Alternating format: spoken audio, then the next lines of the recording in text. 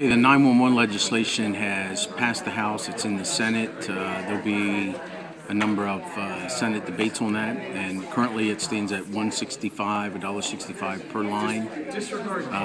There's discussion in the Senate about defining those lines and maybe adjusting the rate as well.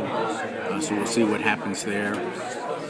And in all likelihood, is the bill will have to go back to the House for concurrence. And all this has to be done by the end of June because it's sunsetted. So that's the status of the legislation.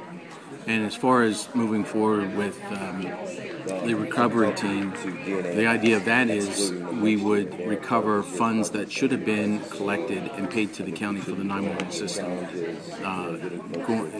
For past times, it would also clearly set the base for what the line should be moving forward. Irregardless of the legislation, once that's happened, then there's a clear definition by the courts of what the line should be. So that would help us moving forward as well. And how much could this potentially bring into the county that you're not currently receiving? They're suggesting it could be $2 to $3 million a year.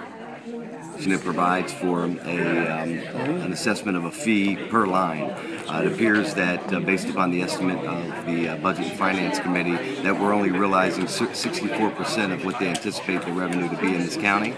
That we need to take whatever steps we need to under the law to make sure that we reconcile the number of lines and the revenue that's being brought in, because it's clear that without being able to collect that revenue, additional property taxes and higher fees on the landline owners really have an adverse effect on our senior citizens. And we need to do everything we can to take that burden off of those individuals. As you heard, about 85% of the calls that have come in have been from cell phones, yet the landline users represent the largest portion of the individuals who fund the 911 services. So I think taking steps to ensure that the telephone companies are in fact paying what they're required to do under the law are steps that we can take, hopefully to alleviate some of the burden on taxpayers until this new legislation is passed.